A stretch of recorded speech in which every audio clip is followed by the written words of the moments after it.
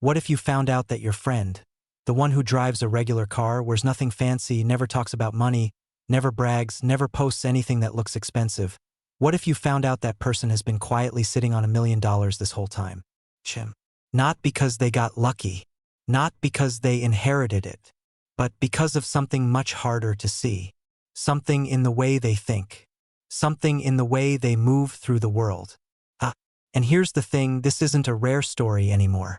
There are people in ordinary neighborhoods with ordinary jobs, driving ordinary cars, who have built extraordinary wealth. Quietly, invisibly, and almost nobody around them has any idea. So the question isn't where did the money come from? The real question is, what kind of person builds wealth that nobody sees?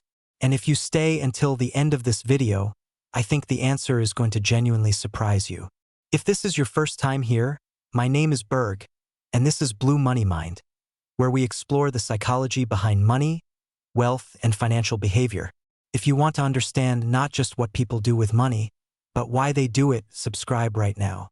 Because this is exactly the kind of content we make here. Let's start with something that most people get completely wrong. When we picture a wealthy person, we picture someone who looks wealthy. The car, the watch, the house, the clothes. We've been trained to read success through what we can see. But a large-scale study conducted in Germany, one of the most comprehensive analyses of millionaire psychology ever done, looked at over 20,000 people and compared those with a net worth above 1 million euros against everyone else. And what they found was striking. The wealthy didn't just have more money. They had a distinct personality profile, a specific pattern of traits that separated them from the rest.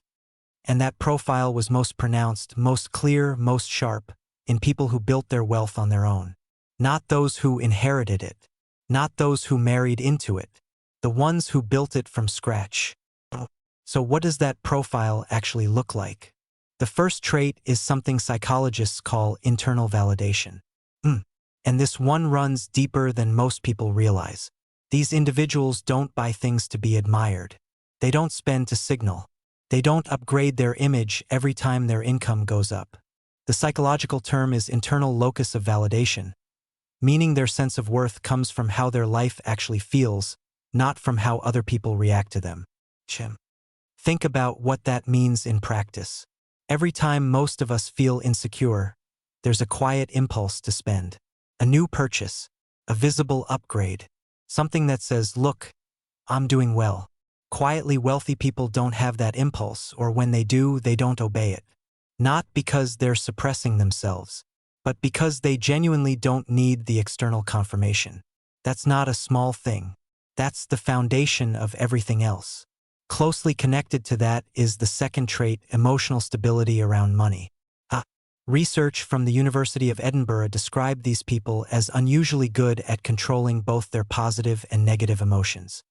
They tend not to be reactive, and this has enormous financial consequences. When the market drops 20%, the average investor feels fear, and that fear triggers action. Selling, withdrawing, panicking. The quietly wealthy person looks at the same numbers and evaluates the math instead of reacting to the emotion. They stay the course while others are running for the exit. That calm isn't luck. It's a trait, and it's one of the most powerful advantages a person can have in building long-term wealth. The third trait is low neuroticism. Neuroticism is the personality dimension associated with anxiety, mood swings, and chronic worry. And the research is clear. People who accumulate real wealth tend to score significantly lower on this dimension than the general population. That doesn't mean they have no stress. It means their stress doesn't hijack their decisions.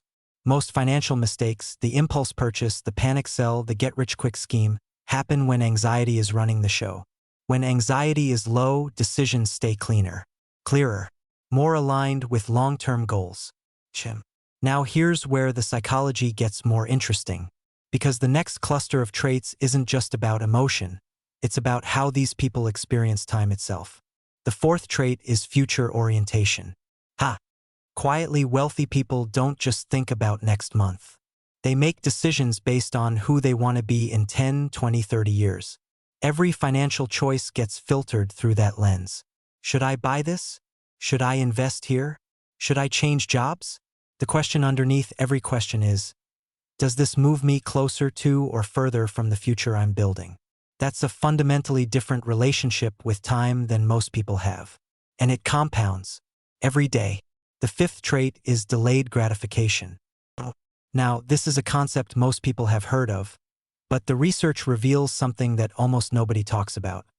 A study published in the Journal of Economic Psychology found that people with higher self-control scores accumulated significantly more savings and carried less credit card debt over time. But here's the part that gets skipped over. The difference wasn't intelligence. It wasn't income level. It was behavioral consistency. Small, repeated choices, skipping the unnecessary purchase, investing regularly, resisting the urge to upgrade, created a long-term financial gap that widened over years. The quietly wealthy aren't stronger-willed than everyone else in some dramatic heroic sense. They've just built systems that make the right choice easier than the wrong one. And they do it again and again, quietly, without anyone watching. Closely tied to this is the sixth trait, internal locus of control. This is the belief that your outcomes are primarily the result of your own actions, not external circumstances. And here's why it matters so much in the context of wealth. People with a strong internal locus of control don't blame the economy when things go wrong. They don't wait for the government to fix their situation. They don't explain their financial position by pointing to factors outside themselves. When a business venture fails, they analyze what they did. When an investment underperforms, they study their own strategy. And because they take full ownership of failure, they retain full power to correct it. That's not arrogance. That's agency. And it turns out agency is one of the most financially productive psychological traits a person can have.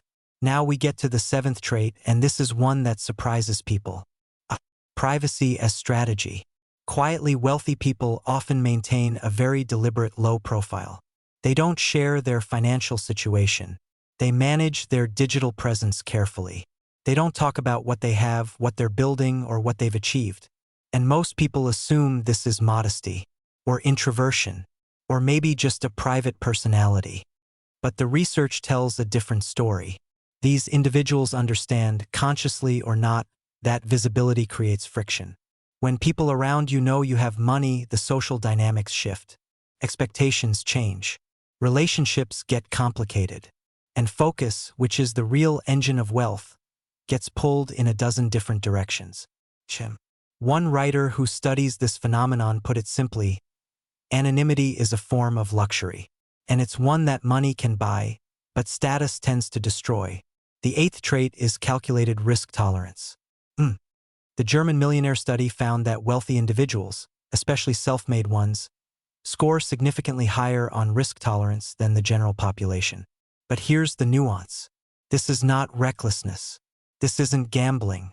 It's the ability to sit with uncertainty without it breaking your focus or your resolve.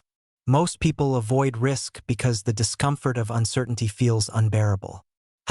Quietly wealthy people have somehow calibrated that discomfort to a manageable level.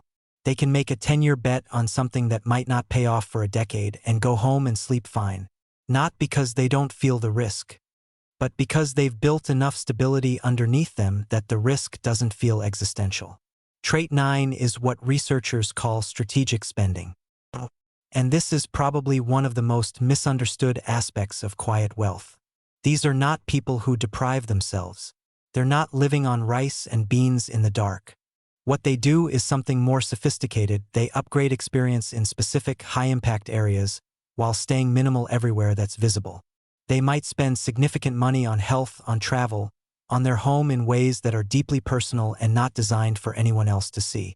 But they don't buy things whose primary function is signaling status. The distinction matters because it means their financial choices are driven by genuine preference, not by social pressure. And that means they almost never overpay just to impress. The 10th trait is conscientiousness. In the Big Five personality model, conscientiousness is the trait associated with discipline, organization, reliability, and commitment to long-term goals. And it shows up in quiet wealth builders in a very specific way through systems. Automatic transfers to investment accounts. Consistent monthly contributions before discretionary spending. Recurring financial habits that run in the background without requiring a decision each time.